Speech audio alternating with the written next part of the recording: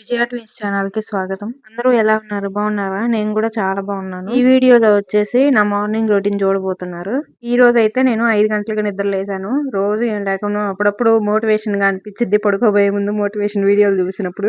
అట్లాంటప్పుడు లెగుస్తాను ఒక వారం రోజులు 10 రోజులు. తర్వాత మామూలే అనుకోండి, అది వేరే విషయం. నేను ఇంకా పెందలాలు లేసిన రోజల్లా మా ఇంటి పక్కన వాళ్ళందరూ అడుగుతారు, ఈ రోజు ఎన్ని పెందలాలు లేసావని. ఇంకా మళ్ళీ రెండోసారి లెగవాలంటే ఏదోలాగా అనిపించింది. ఇంక ఈ రోజు అయితే నిద్ర లేవగానే 5కే మా ఊర్లో 5కే కూరగాయలు వస్తాయి. నేను ఎప్పుడు 6కి లేసేసరికి కూరగాయలు మొత్తం అయిపోతుంటాయి. అంటే ఫ్రెష్ అన్నీ అయిపోయి ఎండిపోయినాయి, పుచ్చిపోయినాయి అలాంటివి ఉంటాయి. ఇంక లాస్ట్లో ఈ రోజు ఎట్లాగో 5కి లేసాను కదా అని చెప్పి కూరగాయలు తెద్దామని ఫస్ట్ కూరగాయలు తెచ్చి తర్వాత పనులు చేసుకున్నాను అని చెప్పి కూరగాయలు తీసుకొచ్చాను ఫస్ట్ అయితే వెళ్ళి. అంటే వారానికి ఒకసారి సంతలాగా పెడతారు. అప్పుడు 5కే పొద్దున్నే వస్తారు. ఎందుకంటే మళ్ళీ పొలాలు వెళ్ళిపోతారు కదా, అందుకని చీకటితోటే వస్తారు. 110 రూపాయలు అయినాయి మొత్తం కూరగాయలు. ఒక్కోసారి వారం రోజులు వస్తాయి, ఒక్కోసారి ఏమో 2 వారాలు వస్తాయి. నేను కూరలు చేసిన దాన్ని బట్టి మా కూరగాయల ఖర్చు చాలా తక్కువే, 2 వారాలు అలాగ వస్తాయి ఒకసారి తీసుకుంటే. ఈ రోజు అయితే మునగాకు తోటి కర్రీ చేశాను, అది కూడా ఈ వీడియోలో షేర్ చేస్తాను. అయితే లాంగ్ వీడియోలో లాస్ట్ టైం పెట్టిన లాంగ్ వీడియోలో ఒక సిస్టర్ అయితే కామెంట్ చేశారు, మీరు ప్రతి వీడియోలో ఏదోటి ఒకటి ఉపయోగపడేది చెప్పండి మాకు, పిల్లల గురించి కానీ లేకపోతే ఏదో ఒకటి ఆడవాళ్ళకి ఉపయోగపడేది చెప్తూ ఉండండి అని చెప్పారు. నిజమే కదా అనిపించింది. ఎందుకంటే నేను కూడా ఎక్కువగా వీడియోస్ ఏదో ఒకటి యూజ్ అయ్యే వీడియోసే ఎక్కువ చూస్తూ ఉంటాను. జబర్దస్తులు అన్ని ఇట్లాంటి కామెడీ షోస్ అసలు చాలా తక్కువ చూస్తాను. ఉపయోగపడే మోటివేషన్ వీడియోస్ ఇలాంటివి ఎక్కువ చూస్తుంటాను. నా వల్ల కూడా చూసే వాళ్ళకి ఏదో ఒకటి యూజ్ ఉండాలి అనేది నాకు ఎప్పుడు ఉండిద్ది. కానీ ఏం చెప్పాలో అర్థం కాక ఇంకా నార్మల్ రొటీన్స్ పెట్టేస్తుంటాను. ఇంకొకటి వచ్చేసి ఏంటంటే, నా వీడియోస్ అన్ని మా ఊర్లో వాళ్ళందరూ చూస్తారు, పల్లెటూరు కదా.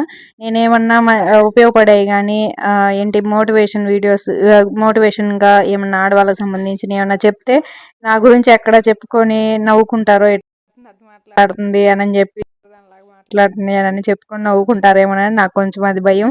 అదే నార్మల్ ఇంట్లో ఈ కూర చేశాను, ఆ పని చేశాను, ఈ పని చేశాను అని చెప్తే అంత నవ్వుకోవడానికి ఏం ఉండదు కదా. నా వెనక ఏం మాట్లాడుకుంటారు అని నాకు భయంగా ఉండిద్ది ఏమన్నా మంచి విషయాలు చెప్పాలంటే. ఎందుకంటే అప్పుడప్పుడు మా ఆయన కూడా నన్ను సరదాగా తింగరదాన్న అంటుంటాడు. ఏమన్నా ఇట్లా కొన్ని ఉంటాయి కదా, మెడిటేషన్ చేస్తే కొంచెం ఏమైనా హెల్త్ ఇష్యూస్ రాకుండా ఉంటాయి అని ఉంటాయి కదా, అట్లాంటివి ఏమన్నా చెప్తే ఏమనుకుంటారు అంటే, పెద్దోళ్ళు ముసలోళ్ళు వాళ్ళకి ఇలాంటివన్నీ తెలియదు కదా. మెడిటేషన్ చేస్తే ఊరకు కూర్చుంటే రోగాలు పోవడం ఏంటి అది ఇదని అనుకుంటారు, నమ్మరు. ఇంకా వాళ్ళ దృష్టిలో నేను తింగరదానిలాగా కనిపిస్తాను కదా, ఎందుకు లేని పొంది ఇవన్నీ చెప్పడము, నేను తింగరదాన్ని అవ్వడం అని అనిపించింది నాకు. మాక్సిమం ప్రతి వీడియోలో ఏదో ఒకటి అనుకున్నా కూడా చెప్పడానికి ట్రై చేస్తాను. ఇంకా ఈ మధ్య అయితే నాకు నడుము నొప్పి వస్తుంది బాగా. ఎందుకు వస్తుంది ఏమో, పరుపు వల్ల ఏమన్నా వస్తుందేమో అని చెప్పి నేను మంచం వేసుకొని మంచంలో పడుకుంటున్నాను. ఎందుకంటే పెళ్లికి ముందు మా అమ్మ వాళ్ళ అన్ని నవారు మంచాలే కదా, అప్పుడు రాలేదు. ఇప్పుడు ఎందుకు వస్తుందో ఏం అర్థం కావట్లేదు. మీకు ఎవరికన్నా ఉందా అనేది కామెంట్ చేసి చెప్పండి. మా ఫ్రెండ్ని అడిగితే మా ఫ్రెండ్కి కూడా వాళ్ళు డబుల్ కాట్ మంచం మీద పడుకునేది. నాకు కూడా నడుము నొప్పి వస్తుంది పొద్దున్నే అని చెప్పింది. ఇంకా ఒకవేళ పరుపు వల్ల ఏమో, మెత్తగా ఉండడం వల్ల ఏమో అని చెప్పి మంచం వేసుకొని పడుకుంటున్నాను నేను ఒక్కదాన్ని. చూడాలి ఈ మంచం మీద అన్న రాకుండా ఉంటుందేమో. నిద్రలేసాక అసలుకి ఇది ఏంది, ఫోన్కి రీఛార్జ్ పెడితే ఎలా ఉంటుందో అలా ఉండాలి. కానీ నిద్రలేసిన వెంబటే నాకు ఒక గంట సేపు దాకా నడుములు నొప్పులుగా అలసటగా అనిపిస్తుంది. ఒక గంట తర్వాత ఇంకా నార్మల్ అయిపోయింది. నాకు ఒక్కదానికే ఇలా ఉంటుందా లేకపోతే ఎవరికైనా ఇలా ఉంటుందా? అదిగాక ఒకవేళ ఏమన్నా ఫుడ్ సరిగా తీసుకోవట్లేదు అంటే, మంచి ఫుడ్ తీసుకుంటున్నాను. ప్రతిరోజు నేను హెల్దీ ఫుడ్, మొలకలని ఏ ఒకటి, రాగి జావని, కాయలని ఏ ఒకటి తింటానే ఉన్నాను. ఫుడ్ ప్రాబ్లం అయితే కాదేమో అనుకుంటున్నాను నేను. చూడాలి ఏమైంది. ఈ నడుము నొప్పి తగ్గకపోతే చూపించుకోవాలి. ఏమన్నా విటమిన్ డెఫిషియన్సా ఏంటి అనేది ఏం అర్థం కావట్లేదు. ఇంకా ఈరోజైతే మా పిల్లలు మా ఆయన ఇద్దరు క్యారేజ్ వద్దన్నారు. మా పిల్లలు అసలు ఈ మధ్య తీసుకెళ్ళట్లేదు క్యారేజ్. మా ఆయన కూడా వద్దన్నాడు ఈరోజు. అందుకని చెప్పి ఇంకా నిదానంగా ప్రశాంతంగా ఉంది ఈరోజు మార్నింగ్. ఇంకా మా పక్కింటి వాళ్ళది ఓపెన్ ప్లేస్ లో ఇట్లా మునగ చెట్టు ఉండిద్ది కదా, చాలా మంది చూసే ఉంటారు. ఇంకా మునగాకు కోసుకుంటున్నాను. బాగా అయితే పోతొచ్చి పిందెలు ఉన్నాయి. ఇంతకుముందు ఒక కాపు కాసి అయిపోయింది మునక్కాయలు, ఇప్పుడు రెండోసారి వస్తుంది, బాగా పోతుంది. మునగాకు మామూలుగా లేతదైతే పప్పులో పెడితే బాగానే ఉడికిద్ది, బాగా ఆకుకూరలో ఉడికినట్టే ఉడికిద్ది. కానీ ఎప్పుడు లేత మునగాకు మనకి ఉండదు కదా చెట్టుకి, ముదురాకప్పుడు మాత్రం అస్సలు ఉడకట్లేదు పప్పులో. మరి ఏమన్నా టిప్స్ తెలిస్తే చెప్పండి. మీకు మునగాకు చాలా మంచిది కదా, వారానికి 2 సార్లు తింటే మంచిది అని చెప్పి. ఉడకనప్పుడు నేను ఇలా ట్రై చేశాను, అది కూడా చూపిస్తాను. ఇంకా ఇక్కడ వచ్చేసి పచ్చిమిరకాయలు చట్నీకి కోసమని దోశలకు వేసాను ఈరోజు.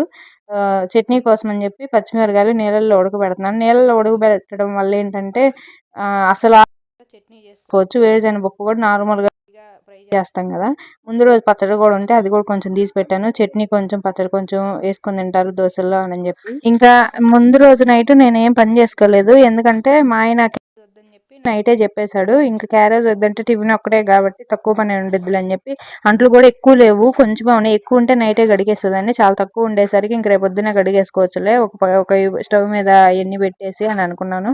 అయితే టిఫిన్కి అయితే ఈరోజు సజ్జ దోశలు అని చెప్పాను కదా షార్ట్ వీడియోలో, చెప్పమన్నారు ఎలా చేయాలి ఏంటి అని. వచ్చేసి మామూలుగా మనం బియ్యము ఒక 4 గ్లాసులు పోసుకుంటే మినపప్పు ఒక 2 గ్లాసులు అలా పోసుకుంటాం కదా, బియ్యం ప్లేస్ లో సజ్జలు పోసుకోవడమే. అంటే బియ్యం ప్లేస్ లో అంటే ఎక్కువ సజ్జలు పోసుకోవాలి, తక్కువ మినపప్పు పోసుకోవాలి. బియ్యం ఎన్ని పోసుకుంటే అన్ని పోసుకోవచ్చు సజ్జలు.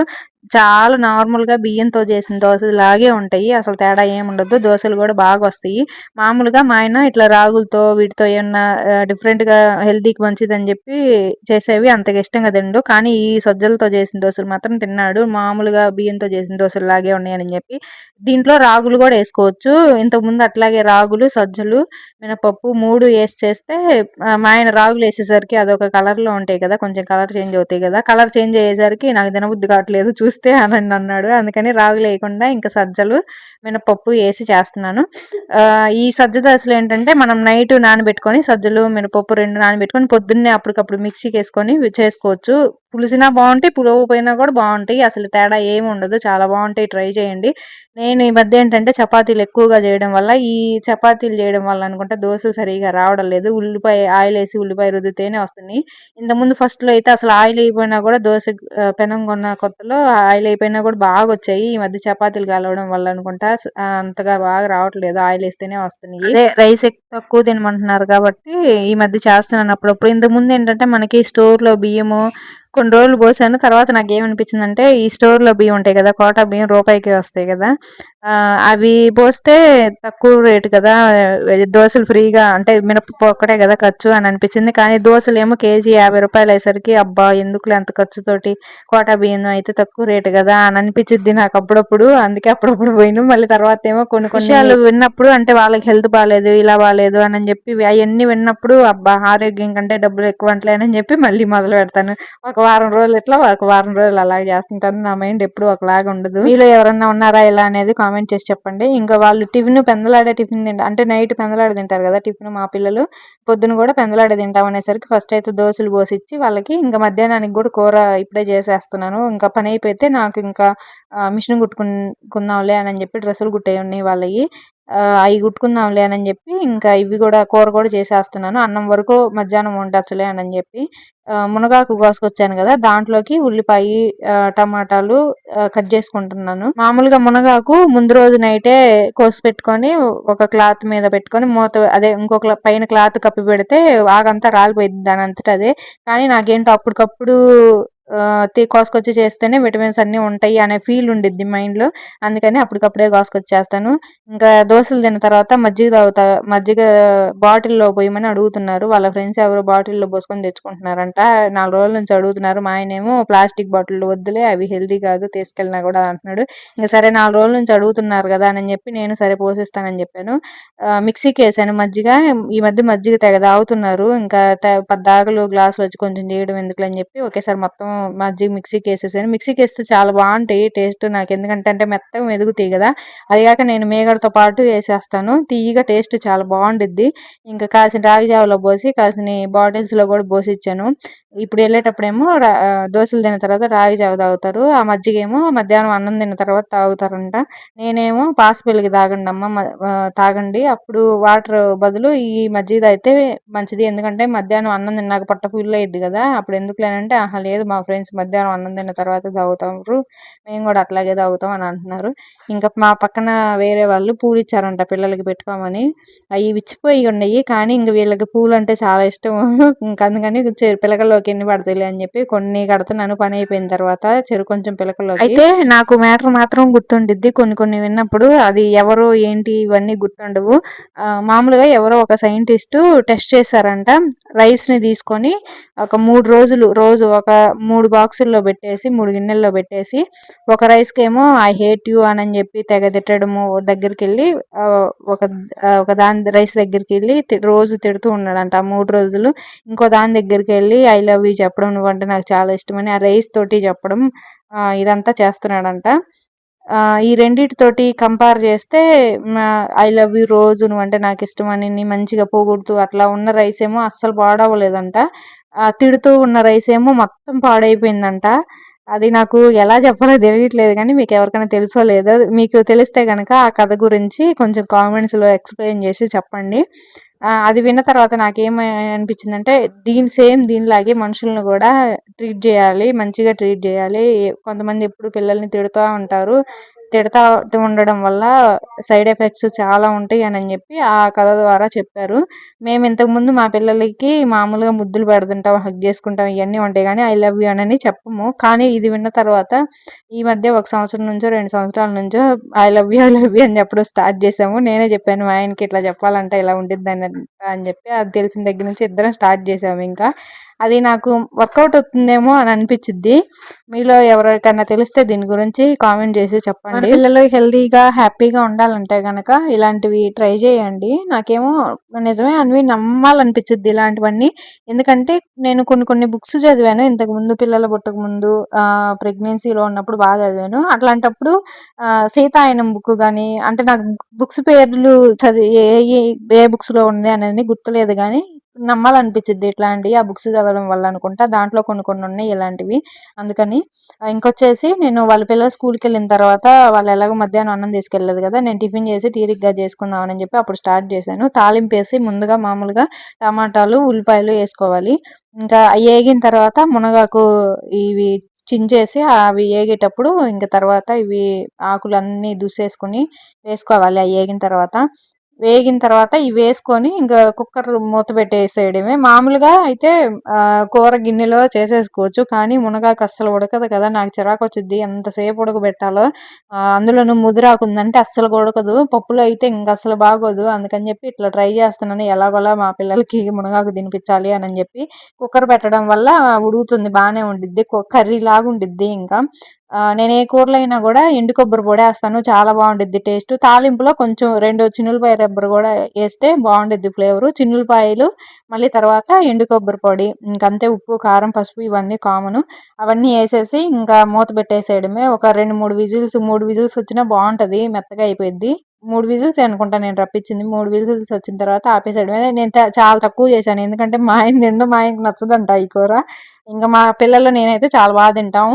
ఒకవేళ మీ పిల్లలు కనుక తినకపోతే నెయ్యి వేసి పెట్టండి అన్నంలో. ఈ కూర పెట్టినప్పుడు నెయ్యి వేయడం వల్ల ఏ కూర అయినా బాగుండిద్ది, ఆ కూర ఎంత కుదరపోయినా కూడా బాగుండిద్ది. నేను ఆల్మోస్ట్ ప్రతి ఏ కూర అయినా కూడా పప్పు అయినా పప్పుచారు అయినా సాంబార్ అయినా దేంట్లో అయినా మా పిల్లలకి నెయ్యి పెట్టే పెడతాను, పచ్చడి ఒక్క దాంట్లోనే కాకుండా. ఎందుకంటే నెయ్యి వేయడం వల్ల ఏ కూర అయినా టేస్ట్ చాలా బాగుంటుంది. అదొకటి. ఇంకోటి ఏంటంటే నెయ్యి వేయడం వల్ల గ్లూకోజ్ లెవెల్స్ సడన్గా పెరగకుండా ఉంటాయి. అంటే పెద్దోళ్ళకైనా పిల్లలకైనా అందరికీ ఫస్ట్ ముద్దలో నెయ్యి వేసుకొని తినడం చాలా మంచిది. నేను అందుకని నెయ్యి చాలా ఎక్కువే వాడతాను, ప్రతి దాంట్లో వేయడానికి ట్రై చేస్తాను.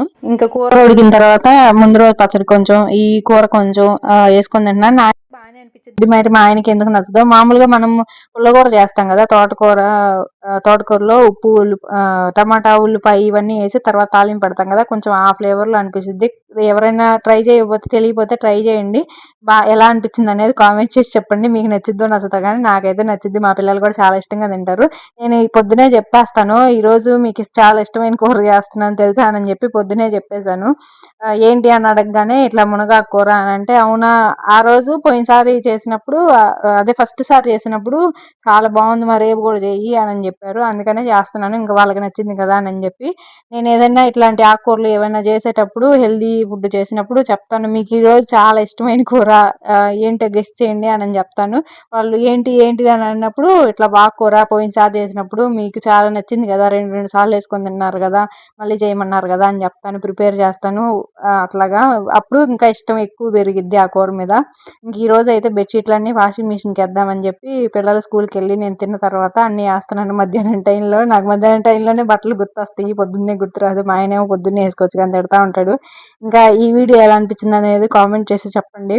లాంగ్ వీడియోస్కి వ్యూస్ చాలా తగ్గిపోయినాయి. ఈ మధ్య గ్యాప్ ఇవ్వడం వల్ల కొంచెం లైక్ ఇచ్చి హైప్ అని కొత్త ఆప్షన్ వచ్చింది కదా, హైప్ కూడా ఇవ్వండి. అలాగే పిల్లలు ఉన్న వాళ్ళకి ఈ వీడియోస్ షేర్ చేయండి, ఎవరికైనా ఉపయోగపడిద్దేమో. వ్యూస్ లైక్స్ కొంచెం వస్తుంటే నాకు కూడా మంచి మంచి విషయాలు ఇంకా సెర్చ్ చేసి బుక్స్లో కానీ లేకపోతే గూగుల్లో కానీ సెర్చ్ చేసి ప్రతిదీ మీకు అది చెప్పాలి ఇది చెప్పాలి నేను తెలుసుకొని వెతికి మరీ చెప్పడానికి ఇంట్రెస్ట్ వచ్చింది. అందుకని కొంచెం వ్యూస్ లైక్స్ నేను చెప్పిన దాని గురించి మీకు తెలిసింది కూడా, మీకు ఏమైనా టిప్స్ తెలిస్తే వాటి గురించి కూడా షేర్ చేసుకుంటే నేను తెలుసుకుంటాను, మన సబ్స్క్రైబర్స్ తెలుసుకుంటారు. ఇంకో వీడియోతో కలుద్దాం. బాయ్ అండి.